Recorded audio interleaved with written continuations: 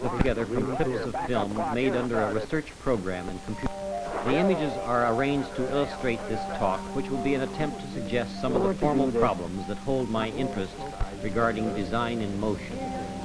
This is the IBM 2250 graphic play console that generates the images in motion which I have been exploring. Dr. Jack Citron of IBM, who developed the computer program for this project, is demonstrating the way we select numerical variables that define a particular graphic pattern. The program is based upon a single polar coordinate plane having about 20 parameters. Using the light, numerical values can be chosen and given to any of the parameters of the program. One soon learns how to control the graphic possibilities of this new medium and realizes that it is a very powerful and versatile figure generator.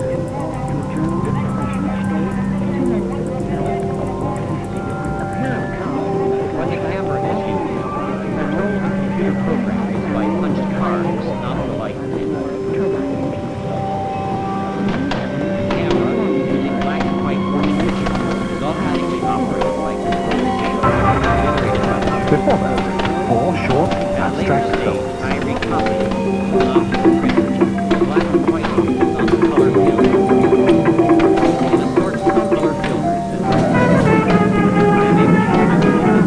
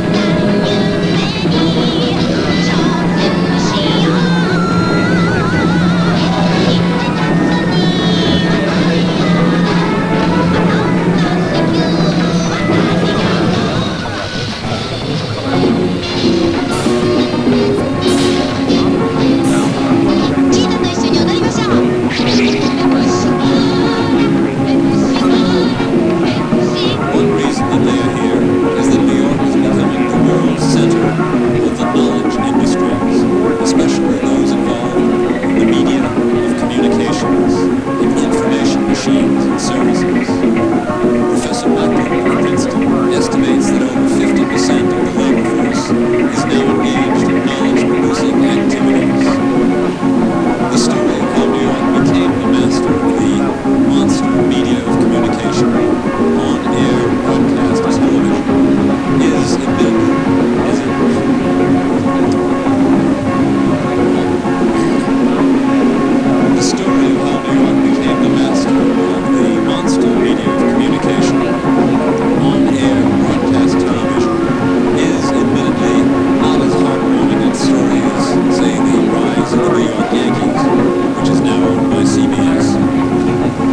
1970, New York City was the #1 TV market with 5,912,000 TV households compared to, say, Hazard, Kentucky, which ranked 229th with 600 TV households, or Muskegon, Michigan, which ranked 230th with 200 TV households.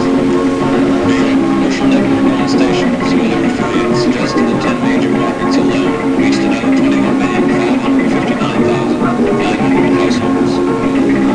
What they're communicating cannot always be described as knowledge, but it's always information, true or false. 夏の色を見つけてください。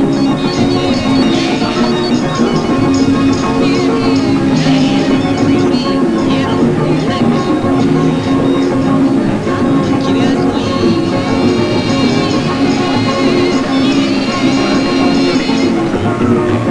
下、色とデザインがぴったり。それがコーディネート。デザインは4つ、色は10色。コーディネート。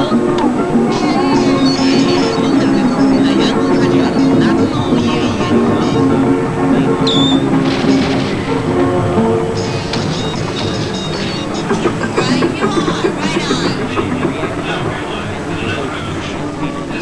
Oh yeah, another one you got up your sleeve.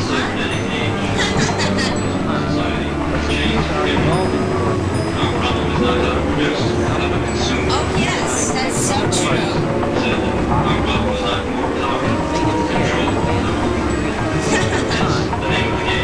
But what about my cockroach?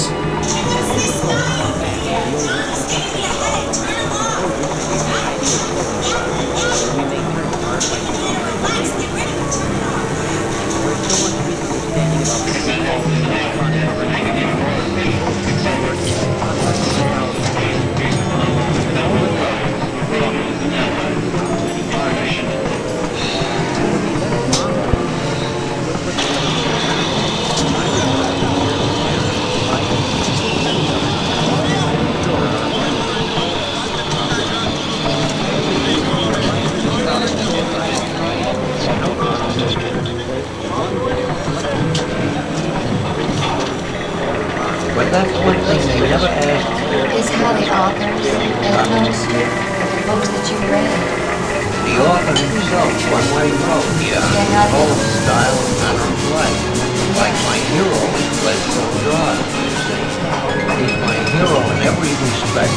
As a man, as a personality, as a writer, the style of writing, everything that he did in his life, to me, is marvelous.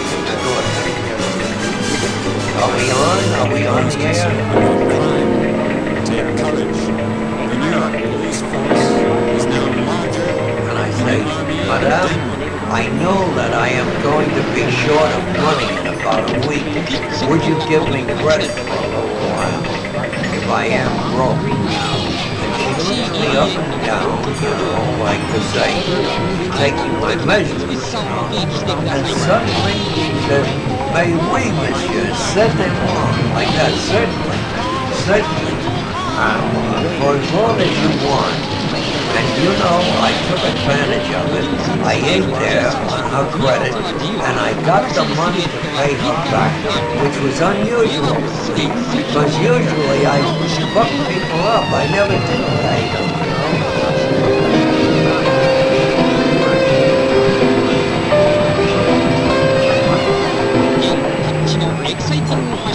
Does nothing go with this, by the way? No vegetable. Is that it, too? So wasn't any vegetable. What, the seasoning cucumber? Or what's that? That's the ratatouille.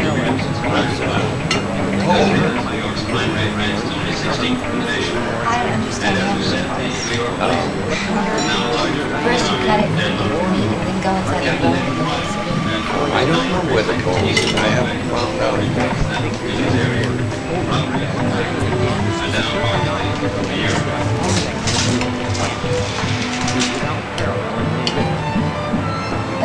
No, he didn't give you the answer. That is, this kind of computer art study looks like a lot of fun.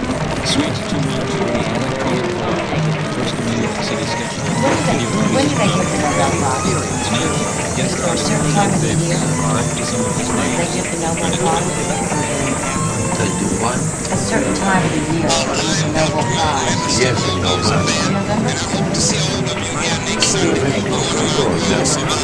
Have you ever wanted it? Have you ever? Have I ever wanted it? Yeah. I never thought about it. Except for now. First time you ever thought about it. You know,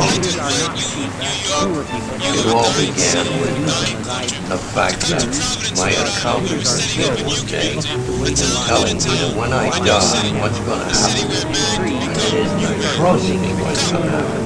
Everything that I own is going to be marked up very high. There won't be any inheritance money for the children. And this house would have to be sold. This is Frank Stammer's story of my life from the beginning 71 up to the present 7 into the 269. Considering the speed of that, we call it classic Frank So film. then it occurs to me, Basically what it is that I've been through saving energy for the past 5 or 6 years. All the things that appeal to me. 59, 51, sometimes I like them just because they look nice, and other times 55, I like them because they move on the especially from the streets. 52, I'll start at the beginning. I was 60, born in U.S. Florida. 48, my father was in the Naval Station. 46, 45, I was the first 5, September 6, 1944. now I have learned. Me. I guess it was time to be born. It was on the front of the seat in Michael Joseph, and I enjoyed that in June Susan Patrician, and I had a very strange religious upbringing. I feel helped me in my work later. It gave me So it's the money. a combination of fetishism, Calvinism, post-Protestant extension, even though it was a Catholic environment. And we lived in rather comfortable middle class surroundings. Things got better and better each year. Both my parents had been brought up during the Depression. Things were sort of scared to my childhood. And they both worked very hard while we were growing up. Each year that I grew up, things got better and we had more furniture in the house. I enjoyed having things around. I liked looking at them. I still like saving them. And one of the things I really liked then, and I still like now, is it's one of my favorite things because you can look at it and then you can eat it and enjoy it. And so I bring it inside and there just is never enough food to satisfy. And I like animals, you can always have a spider, a fish, or a favorite elephant if you do. We had a parrot, and I have a dog now. I think I probably always have some kind of animal. That's first grade. First day of school. Fine cut. I guess I'm thinking about the time I started to go to school and smoking in the back of the bus and swearing and telling jokes and eating and drinking and eating some more. I think one of my favorite times was lunchtime, just to see what was in my lunchbox. And the desserts were like the best thing around. Flank steak, fritters, flapjack, food just constantly was there. From an early age, I always wanted to go work at my father's gas station, to cry and say, Daddy, please let me come and work in the gas station. And he finally let me, and I used to go and work there every Saturday and school, but I got to be a point where I didn't want to go, and I almost wanted to cry to stay home. So I'd become enamored of automobiles, not knowing that I was already doing Ford, killing her up, and then I had these sexual fantasies, which I won't go into specifically the vicious, funny things, and I discovered other people at this point. I had a number of finger crushes. I love you, girl, in school. And first love, for the first time I started relating to people outside me, I always been very private about that. Ruth, number 3, Mary, and I tried Julie, Ellen. You have one girl after another, I'd so imagine some teacher or some group of people, and all of us in general be a pleasure. But sometimes I succeeded in accomplishing what I wanted to. And I thought that it was nice to be around girls, and I thought maybe someday I would do something, say in fashion or makeup or something that would allow me to constantly work on them and shape them in the image I had of them. I liked working with my hands. Whatever it was I eventually ended up doing, I could do with my hands. Fiddle around. Because I felt that even though I saw things with my eyes, I was managing and planning. I was very involved after a while in clothes, like how I looked to other people. I was very concerned with the kinds of things one should have that you should put on. And I was concerned with social graces and dancing. I took all our dance classes very seriously. Wore my most outrageous outfits to school dances. Fancy footwear. And then it was time to go to college, and went to college, and I started getting a rather swell impression of how great I was. That faded, and I was not too successful at sports. Then I got into just sort of socializing with other people for the first time, rather than just tracking down one person and going after them. I just tried to be with people socially, and that opened up another whole world for me. Up until then, I was a loner, or someone who faced some world. But at college, I sort of learned to talk to people. Although I was still pretty studious, I spent most of my time studying, wasn't exactly sure what I was going to do. I thought I'd be a teacher. I had no idea at that point that I'd end up in graphic design as a graduate student. I thought maybe I would write letters to people as a profession. That's something I enjoy doing.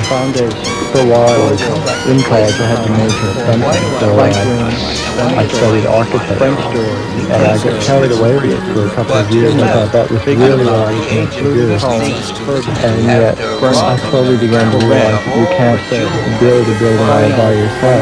So I got wooed away from architecture just before I graduated, and decided that art was whether it be a painting or a sculpture, because then you can do the thing entirely yourself, either the new Andy Warhol or whatever. There's a brief political phase in college that forgotten somehow. Then it became very confusing. I didn't know where all this was leading up to. I didn't know where I should go to graduate school or what would happen. Everything just sort of stopped, and it just sort of ground to a halt. And then slowly I just sort of rebuilt myself. I decided to go to graduate school and learn something vaguely mechanical or graphic design, but it was also visual and aesthetic. And through that I got interested in photography, and then suddenly through photography I got interested in filmmaking, specifically animation, and all of a sudden there it was. That was what I really wanted to do, was to work with animated images, fuzzy focus, make my world with some f-stop. And so for my 3 years in graduate school, I could play around with different ways to animate different kinds of 40 frames a foot, and hopefully they would be things that hadn't even been animated before. So that was about halfway through my great saving up period of all these images. And that led to my fantasies of what would happen when all of that came together. Sending my films to international film festivals and winning awards, Cannes, being back cat surrounded by people who would light my cigarette and offer me a drink. Academy Awards, yes, that was a great film. I can't wait for the next one. First class all the way. That's about as far into the future as I can fantasize when I leave Human Control. 19 feeling satisfied because I think I can make it now. And I just sort of think of all the things that have been in my life so far, and they all just sort of come flowing over me. And 55, 56, 57, they sort of present themselves to you in the recollections of what I talked about. 63. All I can say is this is the beginning, this is the first film of the year, and there'll be plenty of others to follow. And Franco says they'll all be sound by Tony Schwartz, produced by Caroline Alphonse, created by Frank Horner. French writer never accomplished the same thing. And I had just written the Tropic of Cancer, which he fell in love with. And he made only one criticism, or two. One was I should not have mentioned my going to the exhibition of Matisse. He said that was too cultural a thing to introduce. Besides, he didn't think Matisse was so hot. And then he said, I noticed that you speak highly of Marcel Proust. That, you call him a tapet, meaning a homosexual. You know, that tapet. He says, how can you read that man? Don't you know? And of course, I was in love with Marcel Proust. You must remember, when you read him, I don't know if you read him at all, that when he talks about the woman that he's in love with, it's always Albert. Albertine is her name, but it's Albert, who was a waiter in a sort of a cheap dance hall up in Montmartre. I used to go to that dance hall. It had pillars all through the hall, and I had to dance around these pillars. And this guy was like the bouncer, Albert, and that's who Marcel was in love with. In the book, only in the book. I mean, but in actuality, he was after the guy in the dance hall. That was it. Marcel Marceau or Marcel Proust? No, Marcel Proust. That's really fun, my brother. I'm sorry, that's the wine on it. I've only had 7. Well, so one night, I think I may have told this story, but it'll bear talking about again and come to the champagne. He came to our house. Fred was there at the time, Pelez. And you know, Pelez was the clown, right? And he came unexpectedly. And we had about that much cognac in the bottle. That's all we had to offer. Our drinks all around for the 3 of us. But we made that last just as I did with Reichel on Christmas morning one morning. I had less even. And he told one story after the other, Sandra. And he drove an Alfa Romeo with one hand, the left hand, through the Amazon. And he was among the headhunters in the Amazon. And the only reason that he came out alive was he showed us later when we got to a restaurant. He took us to a restaurant in Montmartre. And when we walk in, I'm a little ahead of myself. I'm a little too hopped up. When we walk into the restaurant, it's one that he knows. He knows the proprietor well. They all know him. There's a bar, a little bar open in these modest restaurants. And it was crammed with whores before starting work. Like 7 in the evening.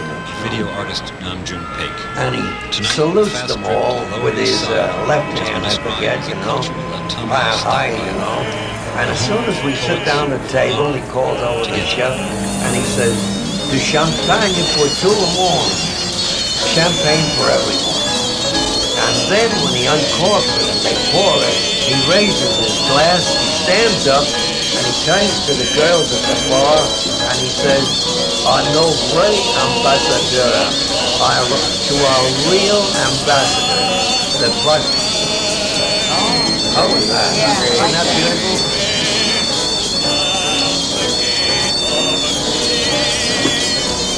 Now, he drove a car through the Amazon? He drove a car through the Amazon. Don't ask me how. Where were the roads? I don't know the Amazon. Well, what was it about Sandra's writing that was so influential for you? Last night there was a girl cooking here called Molly. Sandy had met her at a bar. And Sandy said she's a great fan of yours. She wants to cook for you. So when the girl sat down at the food, I said, I understand you're a great reader of mine. I didn't have to say another word. It was like our hair stood on her neck and she began talking. What it does. She said, if I get caught in the throat, I burst down laughing. I cried. I did all sorts of things. Reading. You made me do everything. And that's the way it went. With Sandra, it was electrifying. Electrifying. I used to put the book down and I'd walk up and down the room with my hands like this. Oh my God, no. did that. He did that. He wrote that. Like that. You know, I can't believe it. You see what I mean? How better can I describe it? It was all feeling. At the same time, as every Frenchman surgeon, he possessed an enormous vocabulary. And not only in a literary one, but in all the, say, the language of criminals, the language of tradespeople, every vocabulary you want, he knew it. You see what I mean? And interspersed them. And when I first began to write, I used to have beside my desk on the wall a big sheet of paper with my favorite words. And my object was, as I said, to look up and to get that word. This stuff is easy. I don't understand more about the language. Oh. And this was in the First World War when I was in London. We had trench warfare. And he was in the trenches. And a splinter, a shell, you know, cut him. It was dangling. His arm was dangling from the bone. And they put him in a, what do you go to the hospital? An ambulance. They put him on the bottom with about 15 bodies piled on top of him to rush him to a place where there was a nunnery and there were nurses and surgeons. And he lay on the floor bleeding to death. He tried to do it with a rag. Everything got soaked. So finally he decided, if I don't get operated on soon, I'm going to die. He gets up. He has a pistol still in his holster. He takes out the pistol. He raps at the door. There were two surgeons that went. And he said, look, he points it at him. I'm next or I shoot you. The Lower East Side. And that's how he got operated on. He got the thing cut off. 14th Street, South Imagine what gut. And now, when I think of it, I saw him just before he died. I was told he was very young. He was there sitting in a chair. And suddenly, I see the tears roll down his cheeks. The pain. He refused to take any painkillers. He wanted to know what the experience of dying was like. Can you imagine a man with that? So he took nothing. He couldn't stop the pain was so great. He began to cry. And when I saw that brave, courageous, heroic man with tears coming, I ran out of the room. I didn't even say goodbye. I couldn't stand it. Believe me, that's how I left it. I never went back. He died shortly after. It was just too much for me to see this great man giving in, you know. But imagine, you see, I want to know what it's like dying. Shows you what an unusual type. Doing a lot of similarities to you. Yeah, in many ways, yeah. For instance. Anything that was more of a man. How can you say? Oh, I can say it. I could never have gone to that place for a war. I could never have gone to my pistol and said, I'm next, you know, things like that. I could never have gone up the Amazon. But you've done other things. I done other things, yeah. That put us together. But mainly it wasn't like the way I wrote it, I liked the way he You wrote. respected him. Oh, yeah. Yeah, we were like brothers. Now let me tell you, sometimes it's like a legionnaire, like a soldier that had it young. We go to the bar and there's always boys. And so he says, look at that one standing right there. They'll be glowing like that.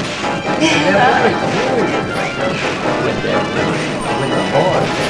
And then he says, look at, regarding my son. They say, look at that from there.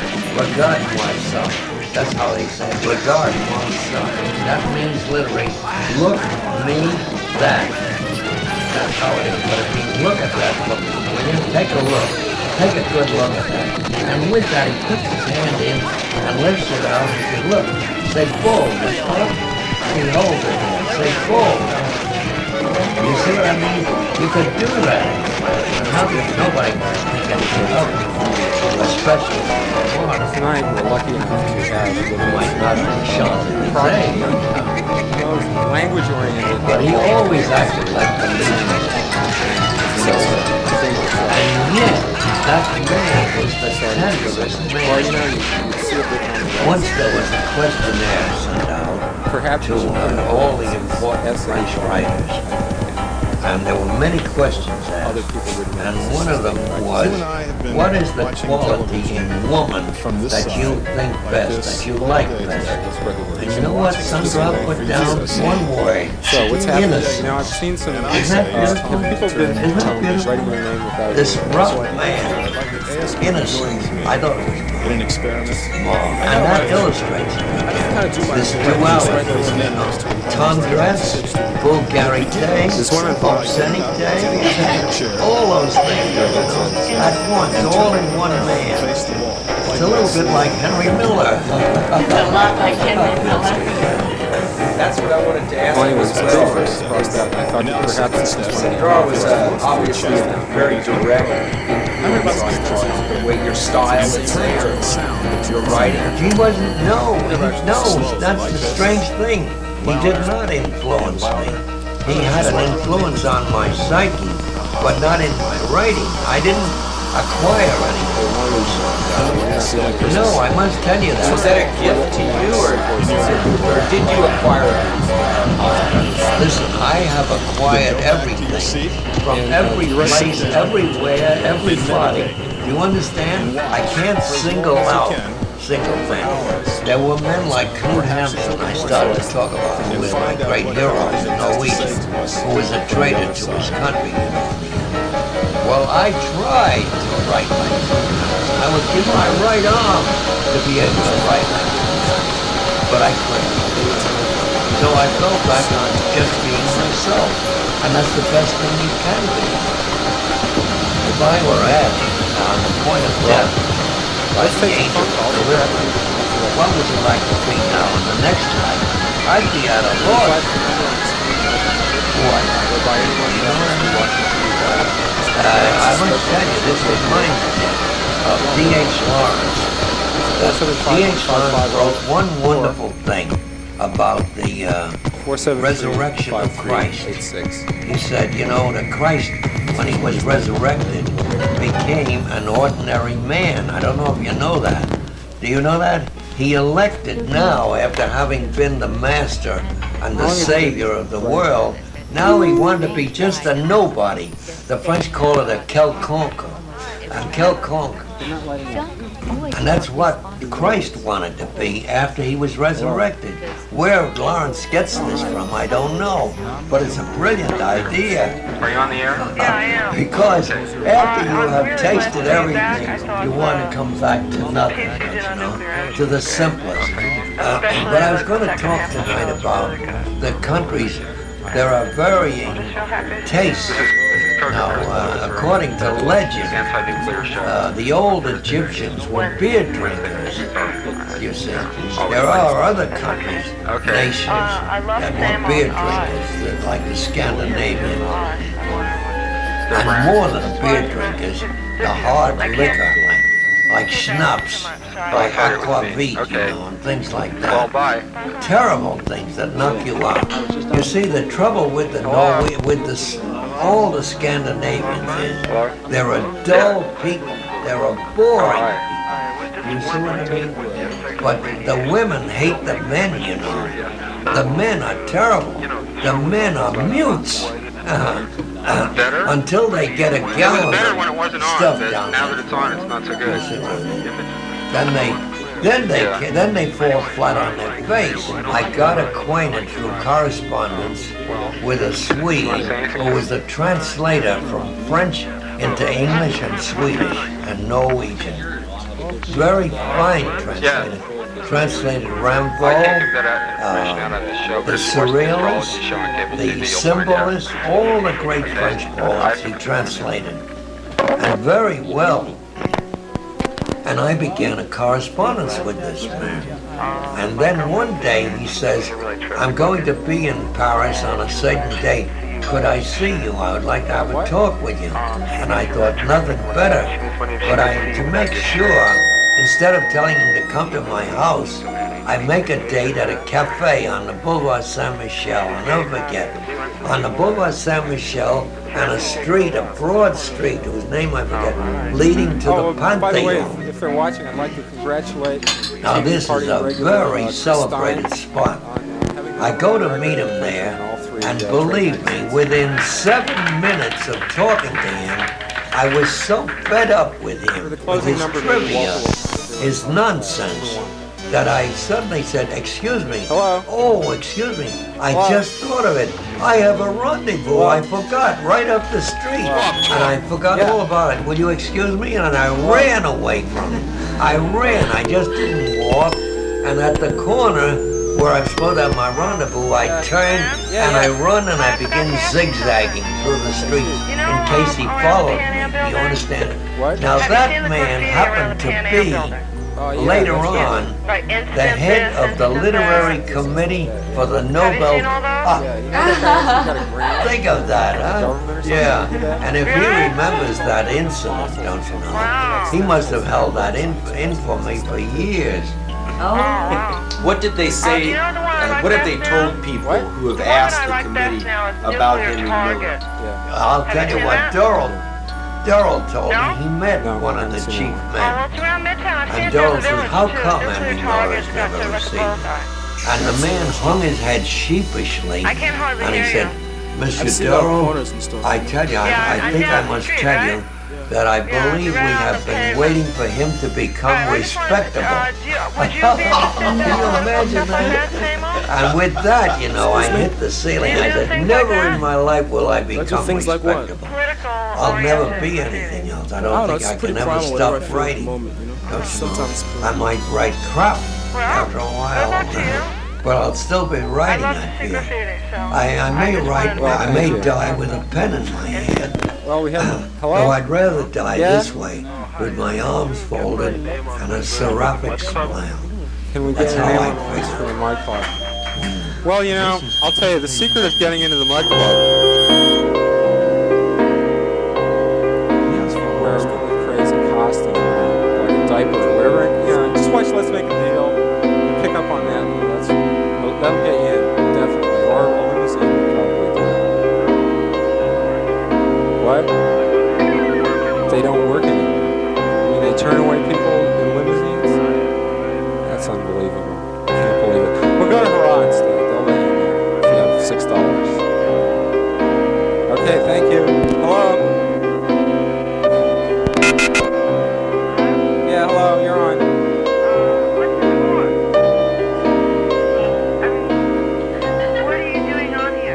On for your education. My education? Yes.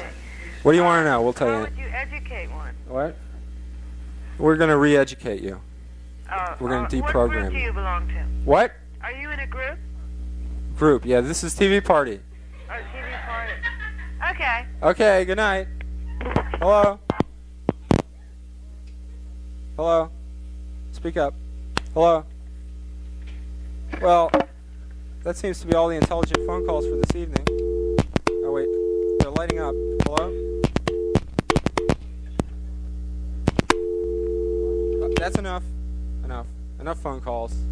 Well, that's about all we have planned for this evening. We didn't even have anything planned, but TV Party is sort of an impromptu organization, you know. It gets together when it can, when we have the money, when we have the studio. And it's a little later. We hope that you'll be able to tune in every week at 11:30, 1 hour later than the other time. But during the summer, it shouldn't be any problem because it gets dark. It gets dark at 9 o'clock. All right. And next fall, we'll try and come on earlier. So in a few moments, Walter Stedding and his orchestra are going to sign off. Yes. Goodbye, Samo.